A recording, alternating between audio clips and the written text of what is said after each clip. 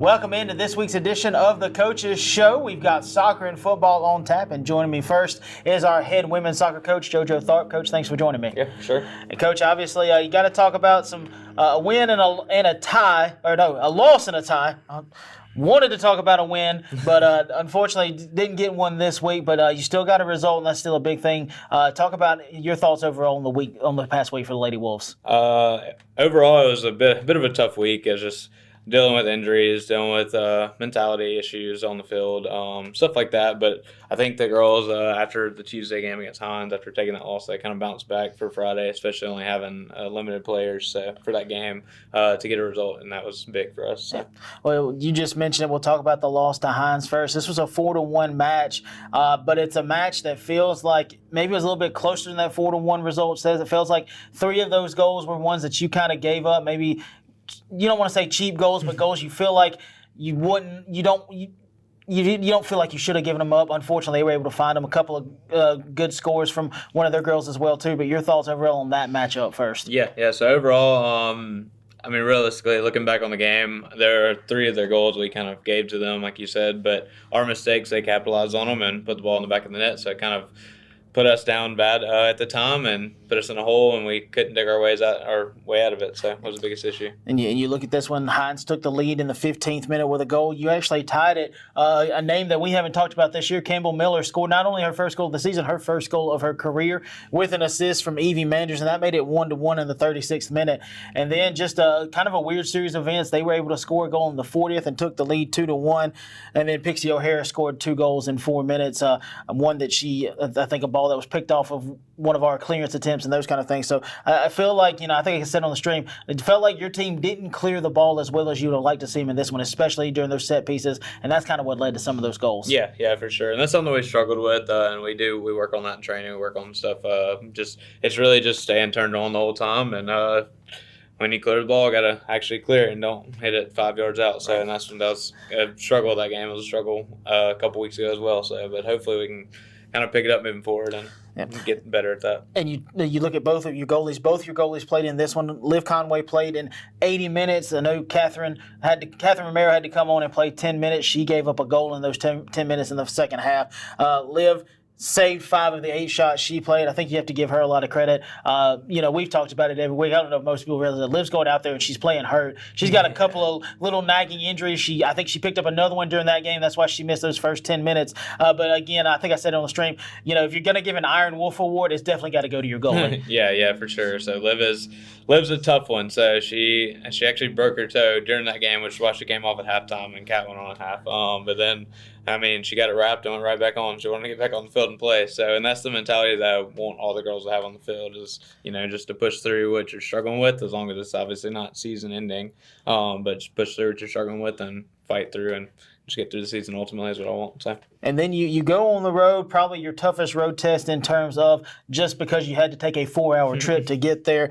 You got a 1-1 tie against Itawamba, a game where it felt like when you got the lead early, felt like you were in control really throughout the league. I know the Lady Indians had a lot of scoring chances, but Liv played a really great game in this one. A little bit of a controversial call led to that equalizing goal, but your thoughts overall on the matchup? Yeah, I think overall, especially with limited players, limited subs, I think we played really, really well. I think that our girls, that a lot of girls got to play that don't play a whole lot every game. They played a ton in that game, and they did a really phenomenal job overall. Just effort, work rate, moving the ball well. We kept our shape. Just honestly, a pretty good game for us overall. Yeah, we did get unlucky with a controversial call that gave away that PK for Itawamba, but it is what it is. We still squeaked out of there with a tie, so it is what I'm happy with. Yeah, you still got a point, and points are big, as we talked about earlier, as we talked about last week. You look at the scoring in this one, a name that we just talked about, Campbell Miller. So 2 goals in a week, first 2 goals of her career. Have this one as unassisted. She was able to, I think, just maybe get a little breakaway in about the 8th minute, and you got a 1-0 lead. And as I mentioned, your defense played. It's probably some of the best defensive effort I think your team has given all year. Yeah. And again, a controversial call on a penalty. You and I were texting about it. I said, I don't know if it was a penalty.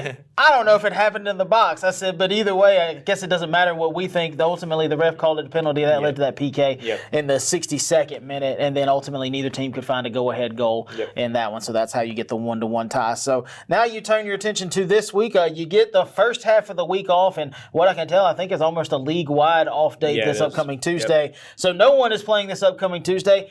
Back in action on Friday, you're hosting Meridian at 1 o'clock. What do we know about the Lady Eagles heading into that one? Heading into it, just I know the Eagles, they're a pretty good team. They have a couple good attackers, and they're really fast up front. It's the biggest thing. So I think we're going to have a defensive battle again, kind of similar to Friday. But if we can take our opportunities when we get them, I think we'll come out on top. So lots of exciting things happening for the Lady Wolves. Again, last week they drop a 4-1 match against Hines. They go on the road and tie Itawamba 1-1. They're off at the front of the week. No game this upcoming Tuesday.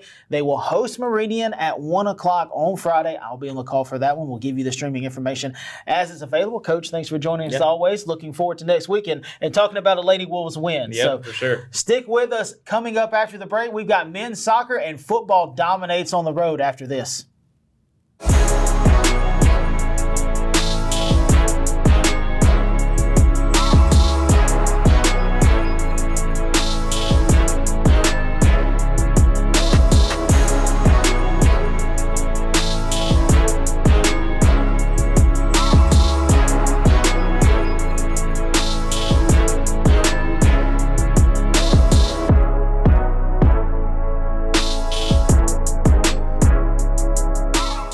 Thanks for sticking with us through the break, and joining me now, as promised, is our men's head soccer coach, JT Cowan. Coach, thanks for joining me. Yep, thanks for having me. And Coach, obviously, just like the girls, it seems like the results just kind of keep mirroring each other. You got to talk about a loss and a tie, a little bit closer loss than what the girls had against Hines, and obviously a 1-1 tie against Itawamba. Your thoughts on how the week played out for the guys? Yeah, honestly, it was two really tough opponents. Hines being nationally ranked, that was a really tough match. But I thought we held our own. It was a really close match throughout the entire thing, and just didn't quite have enough to get that equalizing goal there towards the end of the game. And then Itawamba, never an easy match, driving 4 hours to go play Itawamba at their place. But I thought we played a really good match, and same thing. We created a ton of chances, a lot more chances than we have been in the past games. Just didn't quite have that final ball to where it was either the final pass being good enough or the final shot being good enough. But we created tons of chances. Right, and going back to the Hines match, it was a 2-1 loss. You only had 6 shots on goal, and it felt like 4 of those 6 came maybe in the last 4 minutes after you got after you got the goal. But talk about that match and talk about just it was a tough match because, like I said, it felt like every time you got a breakaway or anything like that, Hines was able to match you with the speed, or as we talked about, their big center back was kind of able to stop some momentum for you as well too. But talk about that match first. Yeah, Hines is very solid defensively. They the way they play is they set up defensively first and just wait for you to make mistakes and punish you on set pieces, which is exactly what they did. They didn't score on us in open play, but they scored off of a free kick and a corner kick. So, that was kind of the story of the game. Yeah, the first goal for Hines came in the 27th minute, a ball that kind of bounced around off that free kick and found the goal score there. And then they were up 1-0 at halftime.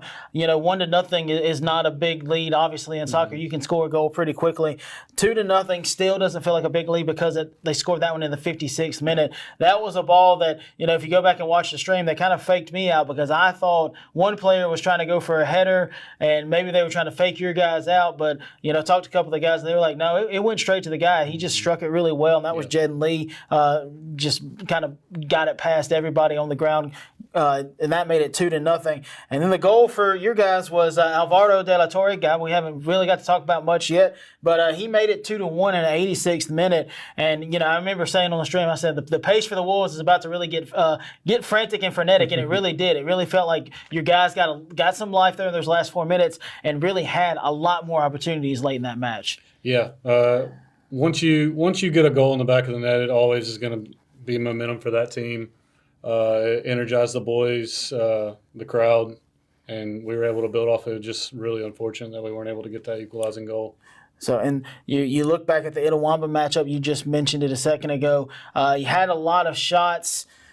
You had 5 of them on goal as well, too. So you had some opportunities. You had a lot of opportunities late, it felt like, again, in this one as well, too.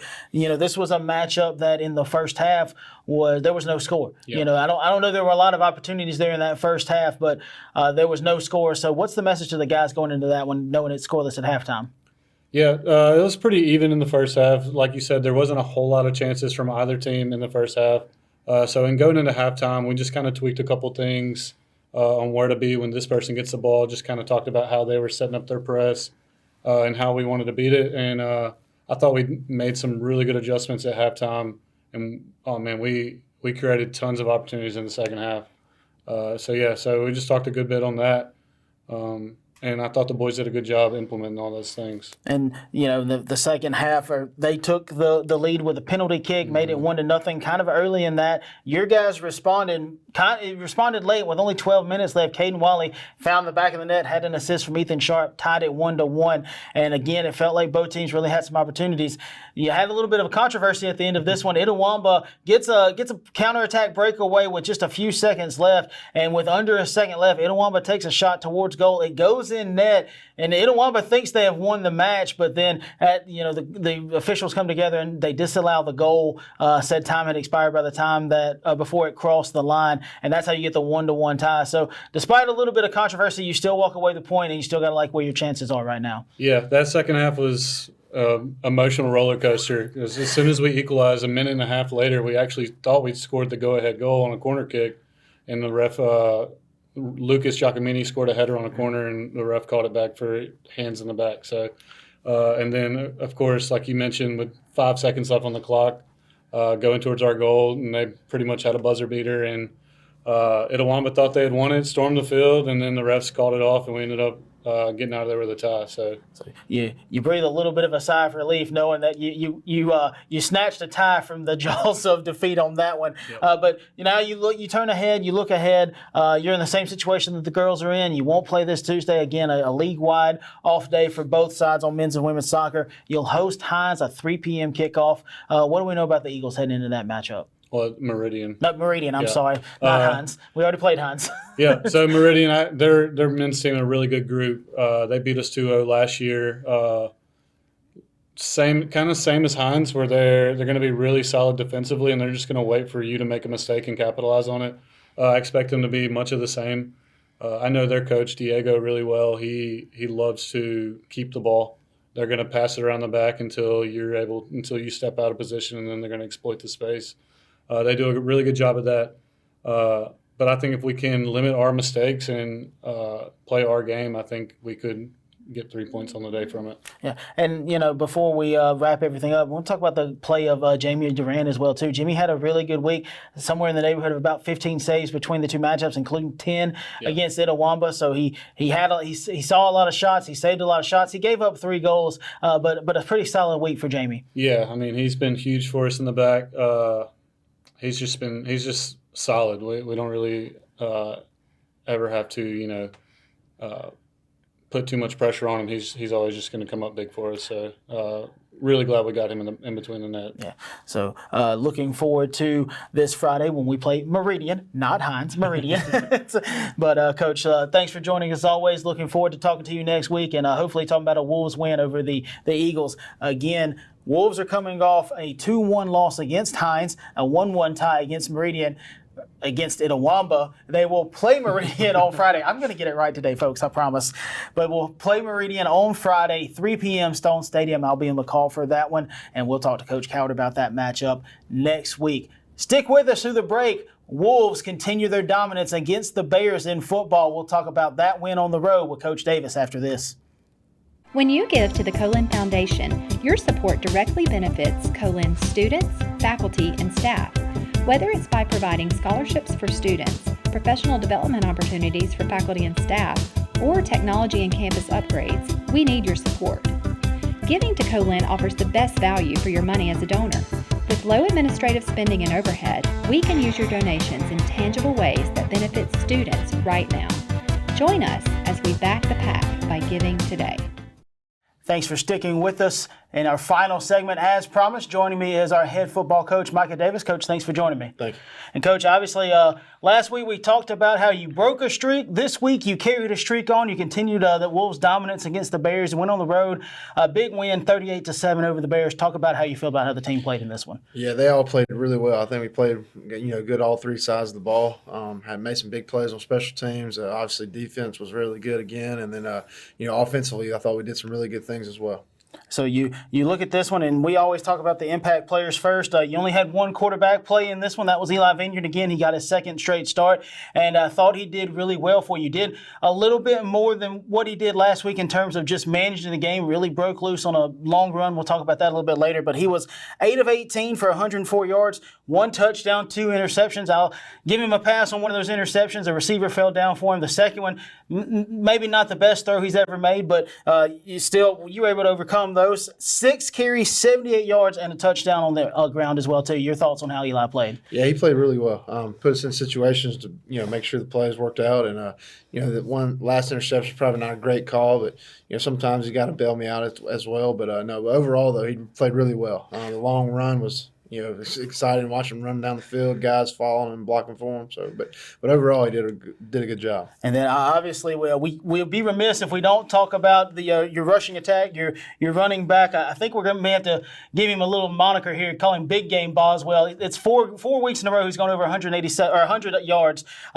But this one, he had a career night. 187 yards on 13 attempts, averaged 14.4 a carry, and a career-high 3 touchdowns. Martavius was just special. Yeah, I mean, you can't say much. Can't say enough about him. I think he's got his speed, and he can just outrun people. And the last touchdown he scored on, he heard what Coach Dice and Coach Fleming were saying about reading the linebacker, and that's what he did. And he squirted through there and took off for a long one. And don't want to. We also want to mention some of the other running backs as well too. Desmond Ray ran it 8 times for 46 yards. Jaquan Bentley gave you 44 yards on 6 carries. Kendarius Porter gave you 6 carries, 13 yards. He got you a hard 13 yards. I felt like there were a couple times if he could have just squared away from one guy, he'd got you there. And even Q Tillman came up with a couple of big carries at the end for you. Really sealed the game off. Got 21 yards on 2 carries. His last one was a 13-yard carry, and I think he pushed the pile for about 8 of those 13 yards. Yeah, I mean, Des would have broke 100, I think, with that one touchdown or one run that got called back. Mm-hmm. And then, obviously Jaquan and Ken, they both did really well there towards the end. And then, I didn't want to run Eli anymore, so I put Q back there at quarterback, and he did some really good things for us. Gave us some ideas for later on. So you look at your receivers as well too. Darnell Quinn was your leading receiver in terms of receptions and yards, had 4 for 48. Jabraxton Boone actually scored the first touchdown. We'll talk about that in a second, but he had a 43-yard touchdown reception. Trevor Fortenberry, Desmond Ray, and Jamar J. Bell all with reception as well too. So your receivers did really well for you as well. Yeah, they did.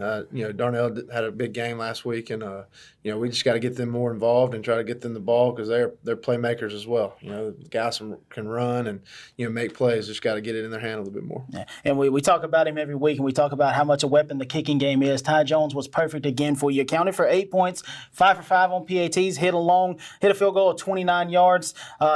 Averaged 44.8 yards on 4 punts. 2 of those went in the 21, went for a touchback. Averaged 62.7 yards on 6 kickoffs and 1 touchback. So, again, very dominant in the kicking game as well, too. Yeah, and one of those touchbacks was on me on punt. I was trying to get him to take a delay of game just so we get a little bit more room to punt. But overall, yeah, Ty did a really good job for us, and hopefully consistently keeps getting better. Yeah, we didn't talk about the offensive numbers, but you had 19 first downs. You had 489 yards of offense. 385 of that came on the ground, 104 passing, as we mentioned. But you mentioned your defense a second ago, just to tell people how good they were. You only allowed 11 first downs, and really only 6 of those came from their own doing. 5 of those were penalties against the Wolves. 103 yards is what the defense held Southwest to. 42 in the air, 61 on the ground. That unit was led by a couple of guys that we haven't really talked a lot about. Lee Holmes and Trenton Rocker. Both of them had 6 tackles for you. Rocker had a little bit of a better day. He had 2 sacks, including a strip sack, 2.5 tackles for loss, and a quarterback hurry. 2 guys that showed when given the chance, they made the most of it. Yeah, I mean, Lee was from down that area, so he had, I figured he'd have a big game for us, and then obviously Trent was ready, excited to see what he could do. Finally had a breakout game like we knew he was capable of, and just overall, those guys played really well. And then, of course, your safety buddies from up in Hazelhurst, Doug Nelson and Centario Willis, both with 5 tackles. Centario had a 9-yard sack and 2.5 tackles for loss as well, too. Malachi Atterbury, another guy that we haven't talked a lot about, got in on tackles. He was flying around all over the field. I saw his number a lot. 5 tackles for him as well, too. Lonnie Smith, Marlos Walker, Tashawn Johnson, Rakeem Davis, all with 4 tackles. So just up and down the lineup, you see guys just filling up the stats. Yeah, they all played really well. I mean, if you take away the one drive after halftime, and I mean that probably takes out 60 of their yards. So but they did. They all played really well. The next guy stepped up, made a play, and that's exciting for us. And now we'll go to the actual meat of the game, the actual action. The first quarter was really back and forth. Neither team really felt like could get a lot of offensive momentum going. Really felt like this one might be leading up to a defensive battle. And then right there with under 2 minutes to play, this is when Eli hit Jabraxton on that 43-yard catch and score. Looked like a little bit of a post or slant that Boone went on, and then he was able to break a tackle and then run that one in. Yeah, I mean, we'd worked against, all week against this. Is something that we run against our own defense. And, it happened to work out for us. And, Boone made a good play on it and broke a tackle and was able to score. Yeah, and then your defense kind of made their force felt in this as well, too. Forced their first turnover of the game. This is Jonathan Crane intercepted a pass. That led to a 1-yard touchdown for Martavius, his first of 3. We'll talk about the other 2 as well, too. But, that felt like the really big momentum swing at that point. No, you never gave up the lead after you scored that first one. But when you went up 14-0 on a drive where it felt like maybe the Bears were trying to find an answer, and Crane comes up with that huge interception, you turn it into points, it really felt like it swung everything our way. Yeah, I mean, the defense was able to give us, an extra possession with the turnover, and we did really well getting down there to the down to the 1 and had a couple times to stick it in and finally got it in there. Yeah, get down to the 1-yard line. No fumble this time. That's important. You also look at right before you end the first half, Ty Jones nailed his 29-yard field goal. This was a field goal that was set up, again, by the defense, forcing a turnover. This was when Trenton Rocker hit the quarterback for Southwest, forced the fumble. Lance Taylor picked the ball up, actually returned it all the way to the 1. He gets credit to the 11, though, for the return because of a penalty against the Wolves. But, again, another huge momentum-shifting play. Yeah, I mean, we had a chance to put it in there for 6 more. The good thing is we were able to put points on the board. That's the big thing. And, I think we went up 17-0 there at half. So, that was big for us. And, you're up 17-0 at half because, as I mentioned, Jones's field goal does go in as the horn is sounding. What's the message to the guys knowing, hey, this Southwest team can catch fire. They can get hot really quick. 17-0, 17 points sounds like a lot, but in reality, that's only 3 possessions, and that can be wiped away real quick. Yeah, I mean, we knew number 1 was a really electric guy for them on offense, and the big thing was not feeling complacent or just being lazy, going out there and finishing the job. Yeah, and then in the second half, they got the opening possession you talked about just a second ago. They went on a 15-play, 75-yard drive, took over 7 minutes off the clock. They responded, got a touchdown, made it 17-7. But the good news is your guys responded immediately. Next possession, you get a big touchdown. This was Martavius' second touchdown, a 41-yard run where he just ran away from everybody. Yeah, I mean, defense, they we had, I think, 2 or 3 third down penalties that kept the drive going for them, and then offense had to finally respond, help those guys out, and I think we did in maybe 3 or 4 plays, and